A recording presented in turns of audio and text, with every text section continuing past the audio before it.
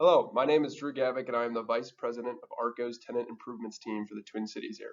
Later in the slides, you'll see Ty Johnson, who is the project manager of the project. We were hired by Blue Plate Hospitality Group to renovate their St. Paul restaurant, the Groveland Tap, and we are submitting this project for the NAIOP Project of Excellence Award. The Groveland Tap was first started in 1930 under the name Fairview Palms. It had been through a few ownership changes, but we were able to find one of the original photos of the storefront in the basement during demolition, which we thought was cool to share for the restaurant, The King and I. You can see that in the bottom left of your screen. The Groveland Tap is known for its dive bar feel that serves mainly the local neighborhoods as well as the 3 surrounding campuses for students to come in for lunch or dinner. When this project first came across our desks, it was one of the most unique projects that we've worked on at ARCO Murray because we normally are used to taking the look of an old space and completely changing the overall feel and upgrading the finishes.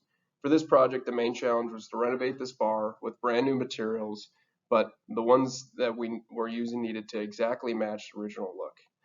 We also had the challenge of not only doubling the interior of the restaurant by taking over an old comic book shop and hair salon, but adding an equivalent size Four Seasons patio in the back. When we were first asked to work on this project, the main concern that Blue Plate had was to eliminate the downtime of the restaurant as much as possible. As you may know, with restaurant projects, there's a lot of moving pieces with long lead time procurement items, coordination with permitting with the local jurisdiction and health department, as well as a lot of cooks in the kitchen, as they say, that want their input heard for the design of the project. With that, this building was extremely outdated and needed significant repairs to the overall structure and utilities into the building. With this being known, our design build strategy was able to accommodate this concern by working on procurement of the main long lead times during the design phase to ensure that when we started the project, we had everything ready for install before construction occurred. This allowed us to maximize the efficiency of the schedule by focusing on the best route of construction versus using procurement items as critical path. And to give a quick shout out to the project team, the architect were our friends over at BDH. The structural engineers were Chris Matoka and John Harlan, and Jackie Arce was the interior design within ARCO Murray. Next, we'll be diving into the project development portion of our presentation where we'll be going into the finer details of the exterior work, interior layouts, and the MEP systems that were upgraded. As for the exterior of the building, you can see the before and after pictures of the previous restaurant with the comic book shop and hair salon, where we expanded the bar to add 2,400 square feet of space. For the facade of the building, we replaced the entire storefront to add much needed sunlight to the seating area, as well as repurposing the original Groveland tap letters and adding a large tap handle sign to acknowledge the many beers on tap in the restaurant. As for the structure of the building, the entire roof was replaced and some much needed structural reinforcement is installed for the basement and the roof system. As for the back of the property, we have attached more before and after photos to show the added Four Seasons porch over a previously unused gravel driveway. This patio consists of an automated louvered roof system that opens and closes depending on the weather, as well as multiple heaters, fans, and a wood-burning fireplace that allows the patio to get to 75 degrees in the middle of the winter. This added 16 booths and 11 tables, which significantly increased the number of diners that the Groveland Tap could serve per day. To accommodate all the extra seating capacity, the next step was to increase the size and production of the bar space. With this, we doubled the cook line, renovated the basement to allow for prep work to occur, and replaced all kitchen equipment. We also added an entrance ADA ramp in the front of the space, as well as the back for entrance onto the patio. We also increased the size of the bathrooms to accommodate for the number of diners, as well as making it ADA accessible. The first photo shows the front of the building where we had to shut down St. Clair Ave for 2 weeks while we replaced the sanitary and sewer lines, as well as upgraded the water service to accommodate a new sprinkler system per code. The second photo shows a replacement of all HVAC equipment servicing the building, which includes 2 new rooftop units and a makeup air and exhaust system for the kitchen hoods.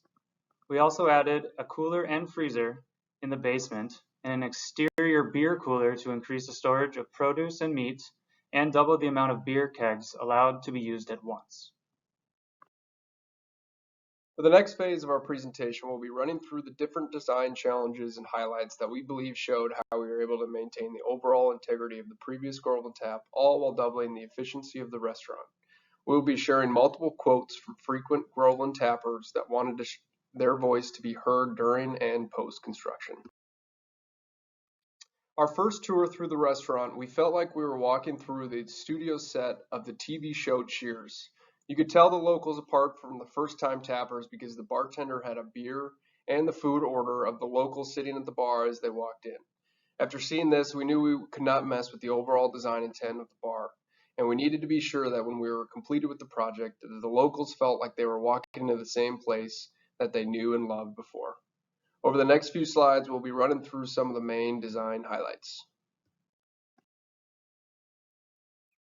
Before and during construction, our team was sure to be signing into Facebook to go check out the Groveland Tap page to make sure that we're following along with all the comments of the local Groveland tappers to make sure that things were going okay. I think we'll start out by showing a comment from Amy, who clearly lives in the neighborhood and reassured us that we were on the right track of matching the design intent, as she mentions that she sure hopes that we were able to preserve the character of the space. In this photo, a few things stand out. All the tables and chairs you see in this photo are brand new to match the existing color of the previous furniture. All the millwork you see here was refinished to provide a rejuvenated color and patching of old scars. As for the taps on the wall, all 1,200 of these were removed from the wall and stored off-site during construction. While they were removed, the entire wall was skim-coated and painted, and the taps again were reinstalled, but this time in the order that the general manager, Craig Hassel, wanted. This photo shows the new bar that used to be the old comic book shop and hair salon. A few things to highlight in this photo. The entire bar countertop was doubled in size and is made of the copper just like the previous one was. You can also see the amount of storage that was added around the top of the bar and as well as the shelving behind the bar to increase the storage of glassware and wine bottles.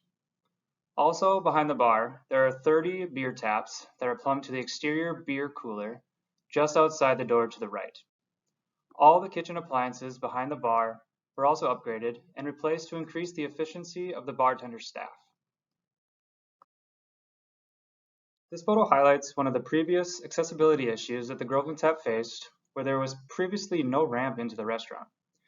The arrow points to the new 20-foot ramp that opens to the grade of the sidewalk for ease into the space with a wheelchair. We will give everyone a second to read Kirk's wonderful comment about his experience at the tap.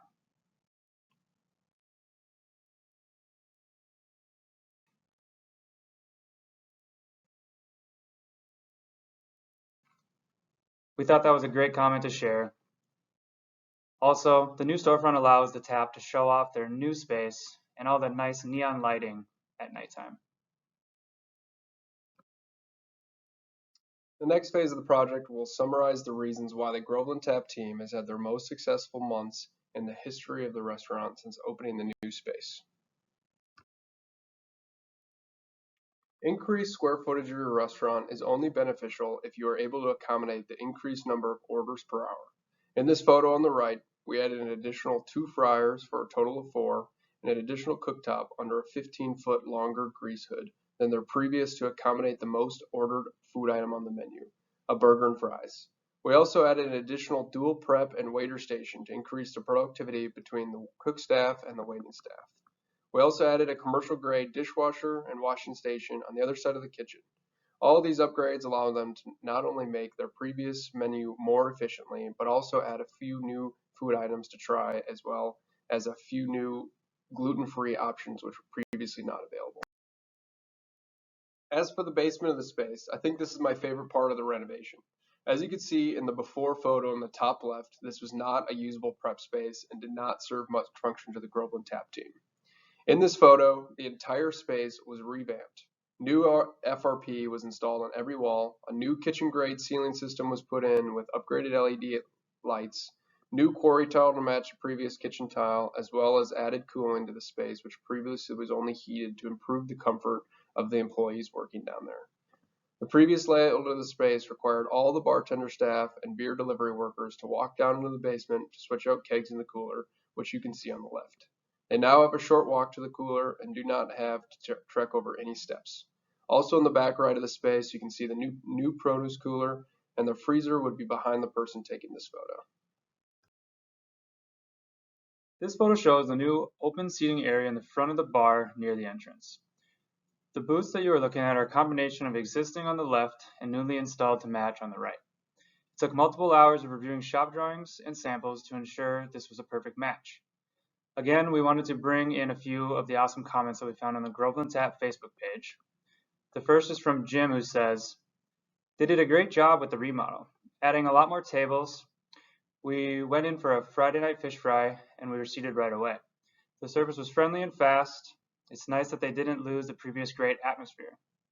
For the Groveland Tap team, the Friday fish fry is one of their busiest days, so it was great to see that they are able to keep up with the added capacity. Both Jim and Alan also doubled down that we were in the right thinking that we needed to keep the atmosphere the same." As you can see from the picture taken from the alleyway, I think we can all agree with David on this one and try to visit the tap more often. The patio design included grading the previous gravel lot, installing the new louvered awning system, cedar fence, giving the Groveland Tap team the option for a wood-burning fire, and as you can see towards the left of the photo, we gave a new sidewalk entryway for the delivery drivers for easy entrance to the keg cooler. The last three photos we will share will show the before and after photo of the bar space, the new access to the keg cooler from the bartender's perspective, as well as another shot at the increased number of taps that keep the locals coming back.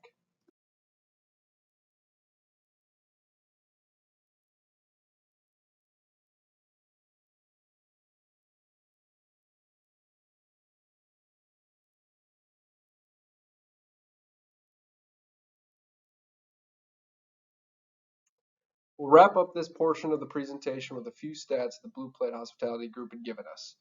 The original goal was to take Groveland Tap from a $2.5 million in revenue to about a 3.2 in the first year, and then closer to 4 million in year two. Overall, in the last few months since the renovation, their sales are up 30%. Thank you again for giving us the opportunity to submit our project for the NAIOP Project of Excellence Award. This has been one of the most exciting projects both Ty and I have worked on in our careers, and we know that there will never be a project quite like this one. If you have any questions about the presentation or the project, please reach out to the contact information at the end. We'll leave you with a tour of the newly renovated Groveland Tap to close out our presentation. Thanks again for your time.